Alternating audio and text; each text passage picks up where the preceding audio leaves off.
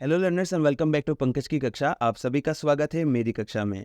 तो आज की इस वीडियो में हम लोग कॉर्पोरेट अकाउंटिंग CRA के आप लोग के मोस्ट इम्पॉर्टेंट टॉपिक्स को डिस्कस करने वाले हैं, और वो भी यूनिट वाइज।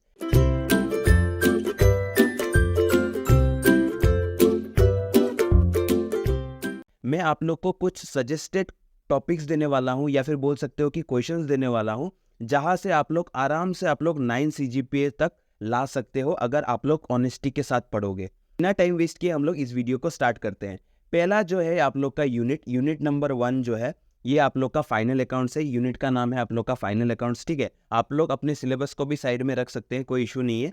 और साथ ही साथ आप लोग को क्वेश्चंस का अंदाजा हो जाएगा कि क्या क्वेश्चन आ सकते हैं। ये क्वेश्चंस फ्रेम किए गए हैं, कुछ बुक से मैंने लिया है, कुछ खुद से भी दिया है, कुछ पूरे सिलेबस को एनालाइज किया है, और कुछ क्वेश्चंस मैंने पूरा सिलेबस से ढूंढ के निकाला है, सो दैट आपके लिए ये चीज़ आसानी हो जाए, ठीक है। तो देखो डायरेक्टली चलते हैं पहले क्वेश्चन पे।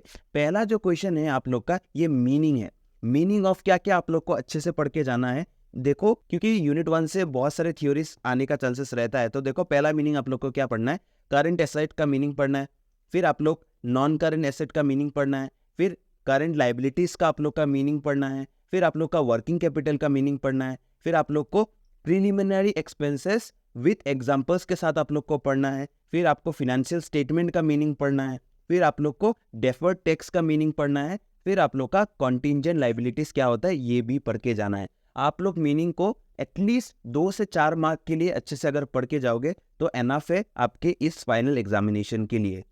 इसके बाद देखो नेक्स्ट क्वेश्चन है हम लोग का कि ऑब्जेक्टिव्स, फिर आप लोग का advantages of preparing financial statement. आपको बताना है ऑब्जेक्टिव्स क्या होता है फाइनेंशियल स्टेटमेंट बनाने का, फिर आप लोग का एडवांटेजेस, ठीक है। फिर नेक्स्ट देखो आप लोग का है अकाउंटिंग ट्रीटमेंट। ये क्वेश्चन तो आपको अच्छे से पढ़ के जाना ही जाना है। अकाउंटिंग ट्रीटमेंट किस चीज़ का, पहला है आप लोग का प्रीलिमिनरी एक्सपेंसेस का, फिर आप लोग का loss on issue of debentures का, फिर आप लोग का propose dividend in company final account, ठीक है। ये आपको बुक में इजीली मिल जाएगा, ठीक है। अगर आप लोग गूगल भी करोगे तो आपको इजीली मिल जाएगा, ठीक है। इसके बाद देखो आप लोग को क्या पढ़ के जाना है, ये one of the most important question है। Right a short note on interim dividend, ठीक है। इंटरिम डिविडेंड के ऊपर आप लोग को एक शॉर्ट नोट प्रिपेयर करके जाना है, एटलीस्ट 5 मार्क के लिए तो पढ़ना ही पढ़ना है, ठीक है। तो इसके बाद आप लोग का क्या है, सेम आपको और एक शॉर्ट नोट पढ़ के जाना है, किस चीज के ऊपर, आप लोग का कॉर्पोरेट डिविडेंड टैक्स, ठीक है। इसके बाद देखो आप लोग का एक लॉन्ग क्वेश्चन है, क्या है आप लोग का, explain the various issues relating to declaration and payment of dividend by company. ये भी one of the most important question है, ये आप लोग को अच्छे से पढ़ के जाना ही जाना है, ठीक है।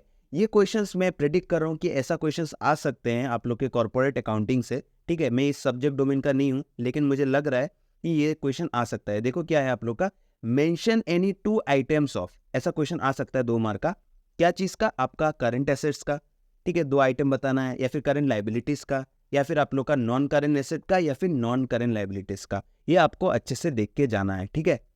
इसके बाद देखो नेक्स्ट क्वेश्चन क्या है आप लोग का, mention any 3 items that can be shown under the heading of reservable surplus in a company's balance sheet. आपको 3 आइटम के बारे में मेंशन करना है जो आप लोग के कौन से हेडिंग में आता है, आप लोग के रिजर्व एंड सरप्लस में, ठीक है, इन कंपनीज बैलेंस शीट, ठीक है। इसके बाद देखो आप लोग का क्या है, constituents of financial statement as per the provisions of the Companies Act 2013। आपको बताना है कॉन्स्टिट्यूएंट्स मतलब क्या क्या चीज आते हैं आप लोग के किस चीज में, आपके financial statements as per the provisions of what, Companies Act 2013, ठीक है, ये आपको बताना है।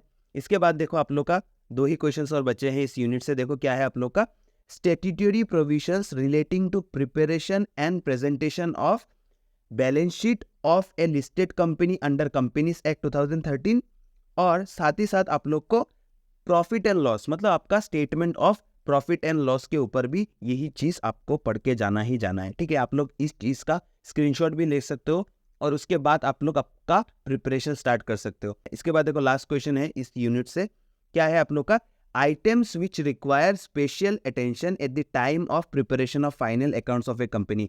ये आपको पढ़ के अच्छे से जाना है, क्या क्या आइटम्स होते हैं जो स्पेशल अटेंशन डिमांड करते हैं किस चीज में, at the time of preparation of final accounts of A company, ठीक है। ये यूनिट 1 के मोस्ट इंपॉर्टेंट क्वेश्चंस है, तो क्वेश्चन बनने का बहुत ज्यादा चांसेस है, ठीक है, अगर आप लोग ऑनेस्टी के साथ ये टॉपिक को पढ़ोगे तो आपको 9 CGPA लाने से कोई रोक नहीं सकता।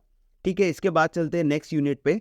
तो देखो यूनिट 2 का आप लोग का नाम क्या है, इंसेंटिव इक्विटी है, बोनस शेयर है, ठीक है, फिर आप लोग का वैल्यूएशन ऑफ शेयर्स है, ठीक है, फिर आप लोग का गुडविल है। ठीक है, ये यूनिट नाम का आप लोग का यूनिट नंबर 2 है। यहाँ पे बहुत सारे यूनिट है, ठीक है, ये एक यूनिट नहीं है, यहाँ पे बहुत सारे यूनिट्स को मिला के एक यूनिट को कंपाइल किया गया है। ठीक है, तो कोई बात नहीं, हम लोग इसको भी आसानी से पढ़ेंगे। देखो पहला मैंने क्या किया है, आपको हेडिंग दे दिया मैंने, इंसेंटिव्स और इक्विटी। इसमें आपको क्या क्या पढ़ के जाना है, देखो अच्छे से, यहाँ पे बोनस शेयर भी आते हैं। तो देखो पहला आप लोग को पढ़ के जाना है मीनिंग ऑफ राइट इशू, या फिर आप लोग का इशू ऑफ राइट शेयर, इसका मीनिंग क्या होता है ये आपको पढ़ के जाना है। फिर आप लोग को क्या पढ़ना है, ऑब्जेक्टिव्स ऑफ राइट इशू। ठीक है, आपको क्या पढ़ के जाना है, ऑब्जेक्टिव्स पढ़ के जाना है, किस चीज का, राइट इशू का। ठीक है, इसके बाद आप लोग को नेक्स्ट क्वेश्चन पढ़ के जाना है एडवांटेजेस ऑफ राइट इशू। ठीक है, मतलब ये चीज जो रहता है, मीनिंग, ऑब्जेक्टिव्स, एडवांटेजेस, ये आपको हर एक टॉपिक का पढ़ के जाना ही जाना है। ठीक है, कभी कभार 2 मार्क का आ जाता है, कभी कभार 5 मार्क का आ जाता है। अकाउंटेंसी में कुछ भी नहीं बोल सकते, ठीक है, मतलब अकाउंट्स में, अकाउंट्स के सब्जेक्ट में। ठीक है, देखो आप लोग को क्या पढ़ना है, आपको पढ़ के जाना है meaning of value of right. Value of right का मीनिंग क्या होता है ये आपको पढ़ के जाना है। फिर आप लोग का मोस्ट इंपॉर्टेंट क्वेश्चन है ये आप लोग का procedures for allotment of shares on right issue basis, ये आपको पढ़ के जाना है। फिर साथ ही साथ आपको और एक प्रोसीडियर पढ़ना है, क्या है आप लोग का, procedures of calculating value of rights, ये भी आपको अच्छे से पढ़ के जाना है। फिर आपका राइट इशू क्या होता है ये ऑलरेडी मैंने बोल दिया है, आपको पढ़ के जाना है। फिर आप लोग का क्या पढ़ के जाना है, relevant provisions of companies act regarding right share, ये भी आपको पढ़ के जाना है। 2 मार्क के लिए एटलीस्ट आपको पढ़ के जाना है। फिर देखो और एक आप लोग का अकाउंटिंग ट्रीटमेंट आ गया। अकाउंटिंग ट्रीटमेंट आपको हर एक चीज का पढ़ के जाना ही जाना है। क्या है आप लोग का, accounting treatment for issue of right shares, ये आपको अच्छे से पढ़ के जाना है। फिर आप लोग का और एक क्वेश्चन बन सकता है इस टॉपिक से, आप लोग का how is value of right calculated, ये भी आपको पढ़ के जाना है। फिर सबसे इंपॉर्टेंट क्वेश्चन आप लोग का difference between right issue and public issue. ठीक है, और एक टॉपिक भी आएगा जहाँ पे राइट शेयर और बोनस शेयर का डिफरेंस बताना है, वो भी आपको अच्छे से पढ़ के जाना ही जाना है। ठीक है, फिर हम लोग आते हैं बोनस शेयर में। देखो बोनस शेयर में आपको क्या क्या पढ़ के जाना है, सेम पहला चीज क्या है आप लोग का, व्हाट इज बोनस शेयर पढ़ना है। फिर आपको क्या पढ़ के जाना है, objectives of issue of bonus shares, ये भी आपको पढ़ के जाना है। फिर आप लोग का advantages of issue of bonus shares, ये भी आपको अच्छे से पढ़ के जाना ही जाना है। और जब आप लोग एडवांटेजेस पढ़ो ना, आप ट्राई करना कि both the view point of company and share holders, दोनों की व्यू पॉइंट से आप लोग को एडवांटेजेस पढ़ के जाना है। कभी कभार क्या होता है कि डायरेक्टली पूछा जाता है, स्पेसिफिकली पूछता है कि आपको बताना है कि कंपनी के व्यू पॉइंट से एडवांटेजेस क्या होता है बोनस शेयर्स का इशू के लिए, या फिर आपके शेयर होल्डर्स के पॉइंट ऑफ व्यू से क्या होता है। ठीक है, देखो आपको पढ़ के जाना है disadvantages of issue of bonus share, bonus share issue करने से क्या क्या डिसएडवांटेजेस आते हैं। ठीक है, फिर आपको क्या पढ़ के जाना है, सेबी गाइडलाइंस पढ़ के जाना है, SEBI guidelines for issue of bonus share, ये भी आपको पढ़ के जाना ही जाना है। ठीक है, फिर ये जो मैंने बोला था अभी जस्ट नाउ कि difference between bonus share and right shares, ये तो आपको पढ़ के जाना ही जाना है। ठीक है, मोस्ट इंपॉर्टेंट क्वेश्चन है, इसको आप लोग 4 स्टार, 5 स्टार, 10 स्टार, 1000 स्टार जो लगाना है वो लगा दो, क्योंकि ये बहुत बार रिपीट हुआ है ये क्वेश्चन। ठीक है, फिर इसके बाद आप लोग का क्या है, conditions for issuing bonus share, ये भी आपको अच्छे से पढ़ के जाना ही जाना है। ठीक है, फिर आप लोग का और 2 क्वेश्चन है इस बोनस शेयर से, क्या है आप लोग का, sources from which bonus shares are issued by a company, ये आपको पढ़ के जाना है। फिर आप लोग का लास्ट वाला क्या है, procedures for issue of bonus share, bonus shares के जो इशू में क्या क्या प्रोसीडियर्स इन्वॉल्व होते हैं वो आपको अच्छे से पढ़ के जाना ही जाना है। ठीक है, देखो आप लोग का बायबैक ऑफ शेयर्स जो है, इस टॉपिक से आपको क्या पढ़ के जाना है। देखो पहला है सेम आप लोग का meaning of buyback of shares. ठीक है, इसके बाद आपको क्या पढ़ना है, advantages of buyback of shares. ठीक है, फिर one of the most important questions, ये 2 क्वेश्चन जो है, conditions for buyback of shares, फिर आप लोग का restrictions for buyback of shares, ये दोनों टॉपिक आपको अच्छे से पढ़ के जाना ही जाना है। ठीक है, फिर आप लोग को क्या पढ़ के जाना है, provisions of companies Act 2013 for buyback of shares, ये आपको पढ़ के जाना है। फिर आप लोग का देखो same accounting treatment for buyback of shares, ये जो अकाउंटिंग ट्रीटमेंट वाला जो पोर्शन है आपको हर एक टॉपिक के लिए पढ़ के जाना ही जाना है। ठीक है, फिर ये क्वेश्चन आप लोग के और एक बहुत सारे क्वेश्चन पेपर में मैं जब एनालाइज कर रहा था मुझे मिला था कि मीनिंग ऑफ एस्क्रू अकाउंट। ठीक है, ये जो भी प्रोनाउंसिएशन है इसका, ये आप लोग देख लेना। ठीक है, यहाँ पे मैंने ऑलरेडी डाल दिया है, तो आप लोग गूगल करके या फिर बुक से पढ़ सकते हो। ठीक है, फिर हम लोग चलते हैं डायरेक्टली आप लोग का valuation of goodwill and shares. ठीक है, ये topic one of the most important है। इस यूनिट को अगर हम लोग देखें, ये बहुत बड़ा यूनिट है, तो आपको अच्छे से पढ़ना पड़ेगा ही पड़ेगा। ठीक है, तो देखो पहला क्या है आप लोग का मीनिंग ऑफ गुडविल, आपको मीनिंग ऑफ गुडविल पढ़ के जाना है, फिर आपको फीचर्स ऑफ गुडविल पढ़ के जाना है, फिर आप लोग को फैक्टर्स, एलिमेंट्स, इंग्रेडिएंट्स बोल सकते हो, गिविंग राइज टू गुडविल, ये आपको पढ़ के जाना है। फिर आपका ये one of the most important question, star लगा लो जितना लगाना है आप लोग को, needs for valuation of goodwill या फिर आप लोग का methods of valuation of goodwill. ठीक है, ये दोनों टॉपिक आपको अच्छे से पढ़ के जाना है और साथ ही साथ आप लोग को टाइप्स ऑफ गुडविल भी पढ़ के जाना है। कभी कभार क्या होता है आपको 2 से 3 मार्क के लिए कोई भी एक टाइप को उठा के डायरेक्टली क्वेश्चन फ्रेम हो सकता है, तो आपको टाइप्स ऑफ गुडविल भी अच्छे से पढ़ के जाना ही जाना है। फिर आप लोग को क्या पढ़ना है, आप लोग का explain the capitalisation method of valuation of goodwill, वो तो आपको methods of valuation of goodwill में मिल ही जाएगा, तो आप लोग वहां से भी पढ़ सकते हैं। फिर देखो आप लोग का क्या है, आप लोग का meaning of super profit, super profit का मतलब क्या होता है, फिर आप लोग का steps to be followed for valuation of goodwill under super profit method, ये भी आपको अच्छे से पढ़ के जाना ही जाना है। और साथ ही साथ आपको क्या पढ़ना है, circumstances in which there may be need for valuation of goodwill, ये भी मोस्ट इंपॉर्टेंट क्वेश्चन है आप लोग का इस यूनिट से। ठीक है, इस यूनिट के इस पोर्शन से। ठीक है, फिर आते हैं हम लोग के वैल्यूएशन ऑफ शेयर्स में, आपको क्या पढ़ के जाना है, needs for valuation of shares, फिर आपका meaning of valuation of shares, ये तो आएगा ही आएगा। फिर आप लोग का क्या है, provisions of companies act on valuation of shares. ठीक है, ये भी आपको पढ़ के जाना है। ठीक है, इस पोर्शन से आप लोग का इतना ही है। ठीक है, फिर आते हैं हम लोग के नेक्स्ट यूनिट में, जो कि है आप लोग का यूनिट नंबर 3। ठीक है, इसमें इतने सारे थ्योरीज नहीं है।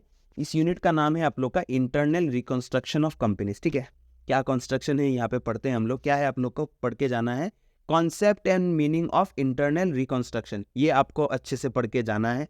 ठीक है, इंटरनल रिकंस्ट्रक्शन का मीनिंग क्या होता है या फिर कॉन्सेप्ट क्या है इसका। फिर आपको पढ़ के जाना है डिफरेंट मेथड्स या फिर फॉर्म्स ऑफ इंटरनल रिकंस्ट्रक्शन, ये आपको पढ़ के जाना ही जाना है।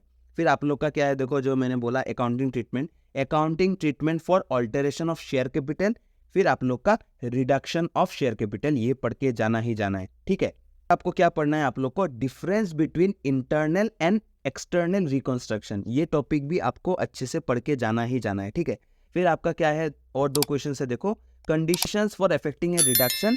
ठीक है, list it's methods and procedures, ये आपको बताना है।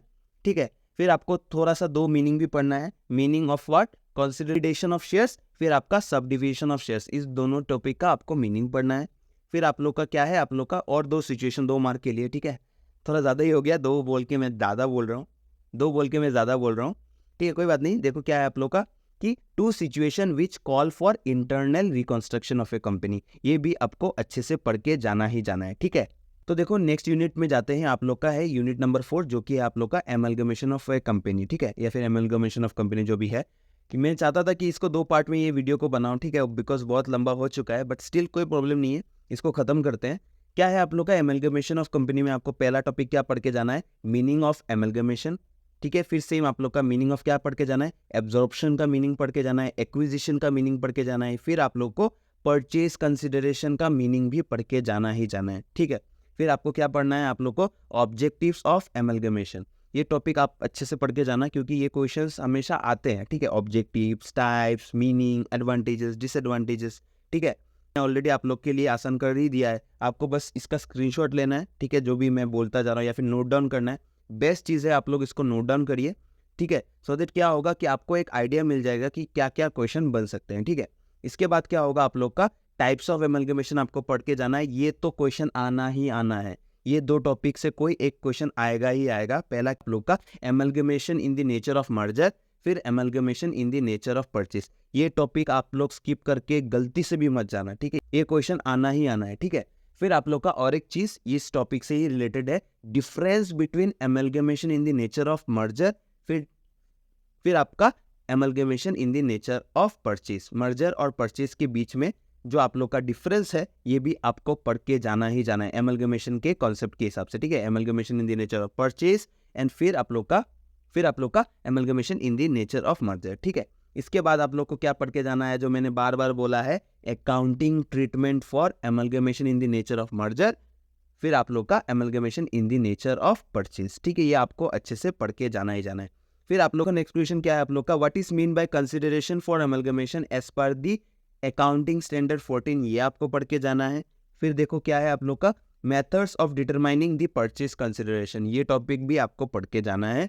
फिर आप लोग का लास्ट क्वेश्चन क्या है, आप लोग का difference between pooling of interest method and purchase method, ये भी आपको पढ़ के जाना ही जाना है, ठीक है। ये टॉपिक भी आप लोग मिस मत करिएगा।